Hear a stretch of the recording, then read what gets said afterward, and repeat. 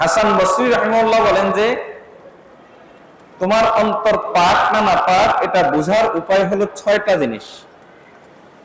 এবার মিলান একটা একটা করে, আপনি আপনার সাথে মিলান। 1 নম্বর, ইউজনিবুনা বিরাজাইত তাওবাতি। একজন মানুষের অন্তর নাপাক হওয়ার একটা আলামত হলো সে গুনাহ করবে এই আশায় যে আমি পরে তওবা করে নিব। এখন গুনাহ করে নেই, পরে তওবা করে নিব। এখন জওয়ানকালে গুনাহ করি, বুড়া হয়ে গেলে তওবা করে নিব। এখন টাকা পয়সা দরকার, এজন্য হারাম ভাবে ইনকাম করে নেই, টাকা পয়সা হয়ে গেলে তওবা করে নিব। বুড়া বয়সে হজ করে ভালো হয়ে যাব। বলেন তো এই ধরনের মানসিকতা আমাদের আছে কিনা? 2 নম্বর আলামত,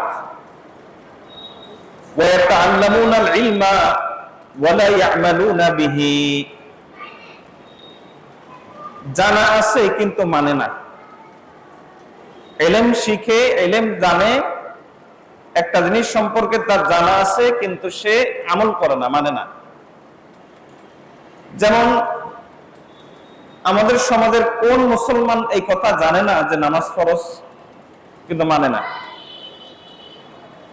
কোন মুসলমান এই কথা জানে না যে আল্লাহকে ছাড়া কাউকে সিজদা দেওয়া যায় না, এরপরও শয়তানের ধোঁকায় পড়ে, নফসের ধোঁকায় পড়ে বিভিন্ন জায়গায় সিজদা দেয়? ওই যে সিজদা চলে না এখানে।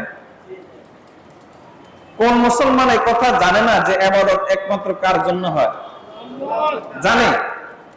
বিবেক খরচ করে, সামান্য বিবেক খরচ করলেই সে বুঝে যায় যে ইবাদত আর কারোর জন্য না, সিজদা আর কারোর জন্য হয় না, মান্নত কারোর জন্য হয় না, কারণ এগুলো সব ইবাদত, এগুলো একমাত্র আল্লাহর জন্য হয়। এই একটা সেকেন্ড বিবেক খরচ করলে হয়ে যায়, মানে না। কোন মুসলমান এই কথা জানে না যে সুদের কারবার হারাম, মানে না। কোন মুসলমান এই কথা জানে না যে মিথ্যা কথা বলা হারাম, মানে না। তাহলে জানে মানে না, এটা এই কথার আলামত যে সে হেদায়েতের উপর নাই, তার আখিরাতে নাজাতের ব্যবস্থা নাই। বারবার মনে করিয়ে দিচ্ছি একটা কথা, সেই কথা হলো এই যে দুনিয়াতে যে পরিমাণ হেদায়েত পাবেন, আখিরাতে ওই পরিমাণ নাজাত পাবেন। দুনিয়াতে যদি আপনার হেদায়েত পান এতটুকু যে আপনি জান্নাত বিনা হিসেবে চলে যাবেন, তাহলে আখিরাতে আপনি জান্নাত আসলে বিনা হিসেবে চলে যাবেন। আর যদি এরকম হয় যে আপনি দুনিয়াতে হেদায়েত পেয়েছেন, কোনোভাবে ঈমানটা টিকে আছে, আর আখিরাতে জাহান্নামের শাস্তি ভোগ করতে হবে, তাহলে সেটাই হবে। দুনিয়াতে যতটুকু হেদায়েত, আখিরাতে ততটুকু নাজাত। একজন মানুষের অন্তর নাপাক হওয়ার 2 নম্বর আলামত হলো জানে কিন্তু মানে না। 3 নম্বর আলামত, ওয়া ইযা আমিলু লা ইয়াখলুসুনা বিহি। 3 নম্বর আলামত হলো অনেক সময় আমল করবে, অনেক সময় আমল করবে কিন্তু ওই আমলে ইখলাস থাকবে না। ওই আমল করবে মানুষকে দেখানোর উদ্দেশ্যে। যেমন হজ করবে কেন?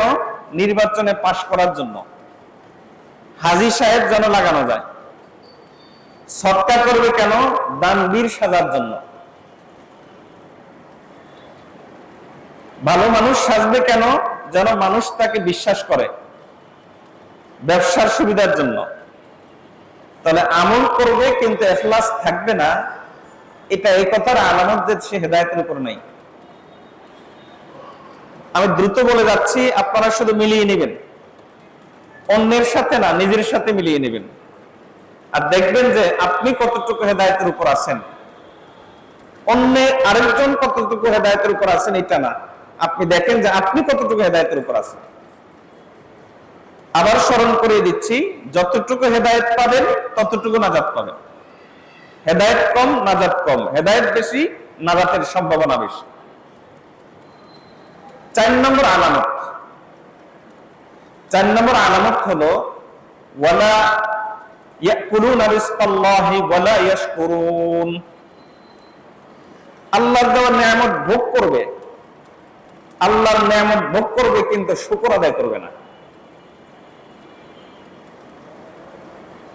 আল্লাহর দেওয়া নিয়ামত ভোগ করে শুকর আদায় না করা, এটা সাধারণ গুনাহ না, কিন্তু শুকর আদায় না করা এটা ক্ষেত্র বিশেষ কুফরি, ক্ষেত্র বিশেষ কবিরা গুনাহ। আল্লাহর দেওয়া নিয়ামতের শুকর আদায় না করা,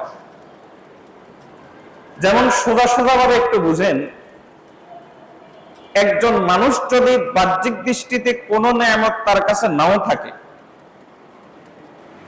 হযরত শেখ সাদি রহমাতুল্লাহ আলাইহি বলেন যে তারপরও তার কাছে দুইটা নিয়ামত আছে। প্রতিটা সেকেন্ডে আল্লাহ তাকে দুইটা নিয়ামত দিয়ে যাচ্ছেন। একটা নিয়ামত হলো নিঃশ্বাস নেওয়ার নিয়ামত, আরেকটা নিয়ামত হলো নিঃশ্বাস ছাড়ার নিয়ামত। আপনি নিঃশ্বাস নেওয়ার পরে আল্লাহ তাআলা যদি বলেন যে আর বাইরে আসবি না, আমার হুকুম, তাহলে আপনার পরিচয় লাশ। নিঃশ্বাস ছাড়ার পর আল্লাহ যদি বলেন ভিতরে আর যাবি না, তাহলে আপনার পরিচয় লাশ। এর উপরে আল্লাহ আমাদেরকে এই পরিমাণ নিয়ামত দিয়েছেন। একজন মানুষ পানির ভিতরে ডুব দিয়ে থাকলে যেমন তার চারিদিকে পানি থাকে, আল্লাহ আমাদেরকে ঠিক তেমনি ভাবে তার নিয়ামতের ভিতরে ডুবিয়ে রেখেছে। একটু চিন্তা করে দেখেন, সোজা সোজা ভাবে একটু চিন্তা করে দেখেন, আল্লাহ যদি এই মস্তিষ্ক ঠিক না রাখতেন তাহলে পাগল হইতাম। এই যে মাজারের সামনে কয়েকটা পাগল দেখলাম, এই যে পাগলগুলা আর আপনার মধ্যে ব্যবধানটা কি? সেও আল্লাহর কাছে বলে নাই হে আল্লাহ আপনি আমাকে ঠিক রেখে, মস্তিষ্ক ঠিক রেখে দুনিয়াতে পাঠায়েন, আপনিও বলেন নাই। তাহলে আল্লাহ তাকে পাগল করলেন আর আপনি সুস্থ থাকলেন। চিন্তা করেছেন কত বড় নিয়ামত বিনা দরখাস্তে আল্লাহ আপনাকে দিয়ে রেখেছেন। এই চোখ না থাকলে আমি অন্ধ হতাম। জগৎ বিখ্যাত বুজুর্গ হযরত আব্দুল্লাহ ইবনে মুবারক রাহিমাহুল্লাহ এক রাত, সারা রাত একটা সিজদা দিয়ে কাটিয়েছেন, শুধুমাত্র চোখের শুকর আদায় করে। শুধু চোখের শুকর আদায় করে সারা রাত সিজদায় তিনি পড়েছিলেন। আল্লাহ আমাকে চোখটা দিয়েছেন, চোখটা না দিলে আমি অন্ধ হতাম, আমার মা বাবাকে দেখতে পেতাম না, আমার সন্তান সন্ততিকে দেখতে পেতাম না, আমার প্রিয়জনকে দেখতে পেতাম না। আল্লাহ আমাকে চোখটা দিয়েছেন, কত বড় নিয়ামত। আল্লাহ যদি জবান না দিতেন আমি বোবা হতাম, আল্লাহ হাত না দিলে আমি প্রতিবন্ধী হতাম, আল্লাহ পা না দিলে প্রতিবন্ধী হতাম, টাকা পয়সা না দিলে আমি ফকির হতাম, ইজ্জত না দিলে আমি লাঞ্ছিত হতাম। এত সব নিয়ামত বিনা দরখাস্তে দান করেছেন কে? কয়দিন শুকর আদায় করেছে? কয়দিন শুকর আদায় করেছে? হযরত হাসান বসরি রাহিমাহুল্লাহর কথাই আপনাদেরকে শোনাচ্ছি। এক রাতে তিনি একটা আয়াত তেলাওয়াত করে সারা রাত কাটিয়েছেন। ওই আয়াতটা হলো আল্লাহ বলেন ওয়া ইন তাউদ্দু নি'মাতাল্লাহি লা তুহসুহা। আল্লাহ এত নিয়ামত দিয়েছেন যে তুমি গুণে শেষ করতে পারবা না। সকালবেলা যখন হলো, লোকেরা জিজ্ঞেস করলো যে আপনি সারা রাত এই একটা আয়াত পড়ে কাটিয়ে দিলেন, আর কোন আয়াত তেলাওয়াত করলেন না, ব্যাপারটা কি? হাসান বসরি রাহমাতুল্লাহ আলাইহি বলেন যে আমি কি করব, আমি যখন চোখ মেলি, ঘুম থেকে উঠে যখন আমার চোখটা খুলে, চোখ খোলার পর থেকে চোখ বন্ধ করা পর্যন্ত যেখানেই তাকাই সেখানে আমি আল্লাহর নিয়ামত দেখতে পাই। কারণ এই সব কিছু আল্লাহ সৃষ্টি করেছেন কার জন্য? আমাদের জন্য। তাহলে যেদিকে তাকাই সেদিকে আল্লাহর নিয়ামত। এই আশেপাশে যা কিছু আছে সব আল্লাহ আমাদেরকে দিয়ে রেখেছেন কেন? আমাদের জন্যই।